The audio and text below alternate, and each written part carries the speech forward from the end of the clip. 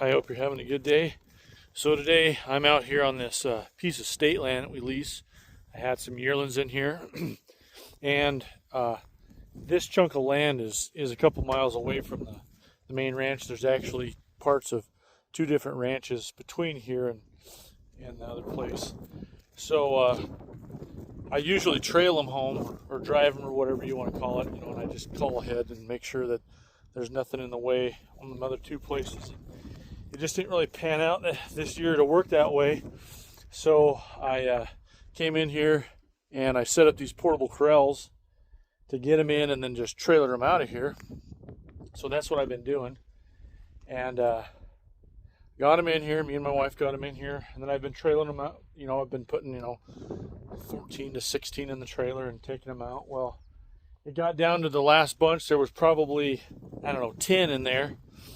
And there's a gate right there that I back up to. And what I had been doing was just opening up the slider, and they were loading in there pretty good. Well, there was this big bull in the last bunch, and I wasn't so sure he'd go through here, so I opened up the door, and everything went in just fine. And I was working on shutting the door, and I was using this latch, and it just wouldn't shut. I'm pushing against the door, and I'm kind of worried about stuff bashing back into the door and knocking me over or whatever. Well, it wouldn't latch, so I thought maybe I'm missing this top latch or the bottom latch, so I undo it all the way. One of them bumps into it and squirts out, so then she's back out here in the pasture. Well, I hoot and holler enough, and I get them shoved up in there, and I can shut that divider so then I can see what's going on here. Well, this part of where it catches the handle had broke off, so I kept on missing that, and I couldn't figure out what was, this is out of the way. I couldn't figure out what was going on because I wasn't really looking there. I was watching in there. So I'm like, okay, one's not too bad. Everything else is still in there. So what I did is I let 3 of them back into this pen and that bull, because that bull's pretty docile. Used them as bait to bring that one back. Well, I decided to take the other, whatever there was, 6 or 7 home and unload them and then come back and get her. Well, I come back and they're clear at the other end of this pasture. And I'm like, oh shit, how the hell did they get out? So I drive back here to the krill because I got to get it reset up anyway. And there's my tracks from pulling in and pulling around and backing up. And then there's a set of tracks that comes up. It goes right up along the corral there, and then they turn around and come back out. And that gate back there that I had been backing up to with the trailer was open. So, being that this is a piece of state land and it's hunting season, somebody either thought they were being funny or that it was cruel to have these animals in the corral without somebody here watching over them, and just decided to let them out. So now, me and Spud are going to go see if we can get them back in. I got the pickup with a hay bale in there as bait, but we'll see. Yearlings are kind of a different critter, and I just kind of disappointed that this all happened, but we'll see if I can get them back in. I'm kind of not too optimistic about it, I guess. So, but I'm going to get these corrals set up and off I go.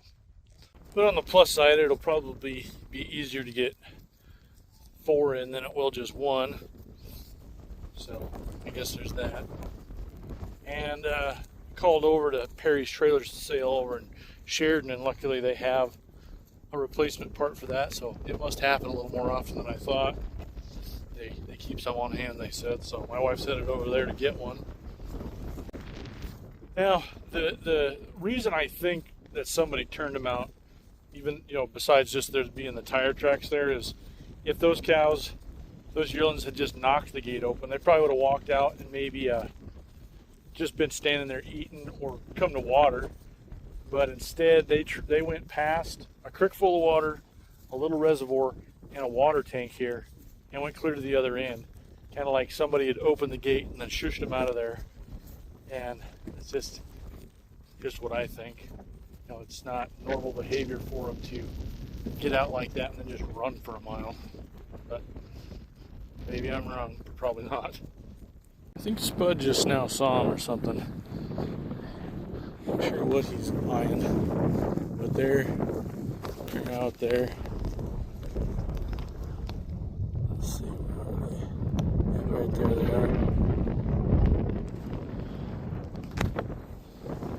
I really get to where I get to hating hunting season. You get people driving around all over out here, and this is government land, but there's just tracks of people driving all over out here because they're too lazy to get out and walk. So they just drive all over wherever, leave junk laying around, and do shit like this, opening the gates.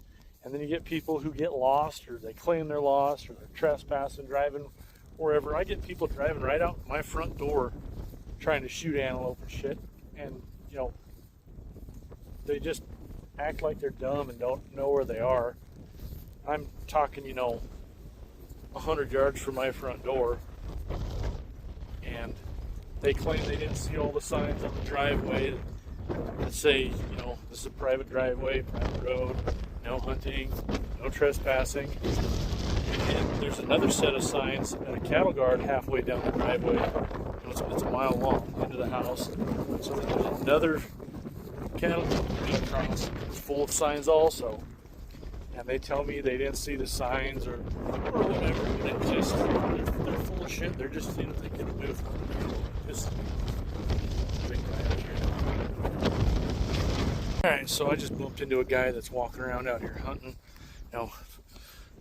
One of them that's actually doing it right. He parked on the road and on foot out here, but he said when he first pulled in here, he saw a white Chevy pickup with kind of like a little half camper thing on the back of it, pulling away from those corrals. So I'm pretty sure I was right. And those corrals are clear at the back corner of this place. There's, I don't know why you would pull clear up to them for an antelope, because it just wouldn't make any sense. But maybe I'll run into somebody with a white Chevy pickup with a little half camper thing in the back. Got them up here on this fence line. They just need to hang left when they get up to the corner here. Go that way for a mile, and then they stay on that fence line. They'll walk right into my corrals. So I doubt that's how it go, but I'm hoping so. Thing's more interesting. This horse just popped up over the hill, and there's another one. Spooked the hell out of Spud. So he just about dumped me. But just gonna see how this plays out, I guess. My yearlings and bull are up there, so maybe I can spook these two back out of sight so I can get back to it.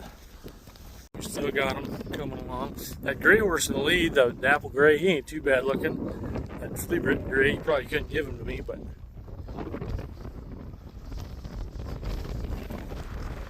get up to the bulls and yearling too. So just keep them going on there. Got pretty far ahead of me. Took off kind of at a run, and I think they're just on the other side of this little rise. The corrals are right down there.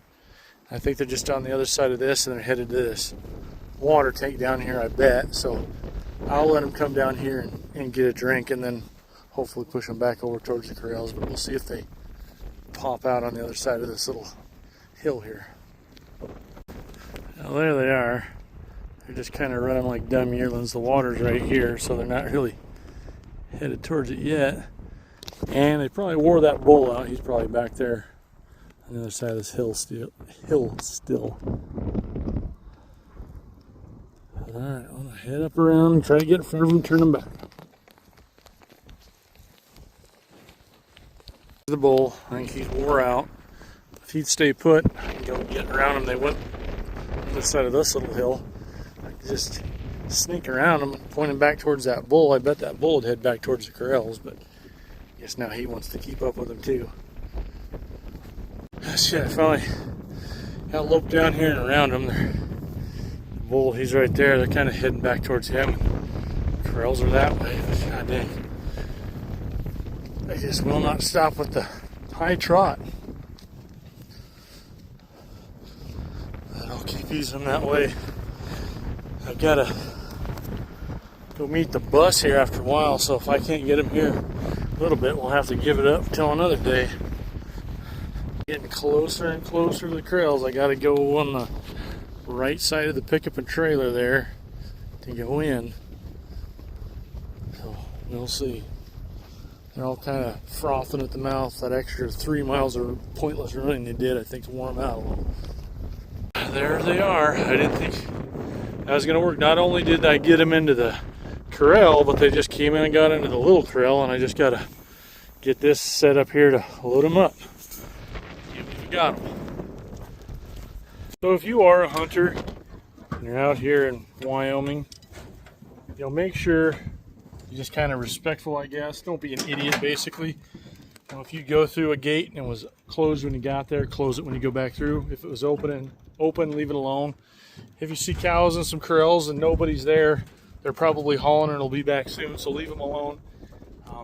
If you did this as a joke and you drive a white Chevy pickup with a pop-up camper in the back, I hope I run into you. I hope I bump into you here soon. Good old Spud, he had to do about 4 or 5 extra miles today that he shouldn't have had to do, but I don't even think he broke a sweat, so. I got them all loaded. One of those gals in there, she got a little snuffy, but of course I didn't get that videoed. And luckily I was able to get the divider shut, so there'll be a spot for Spud to ride home. But if you watch the whole thing, thanks for watching.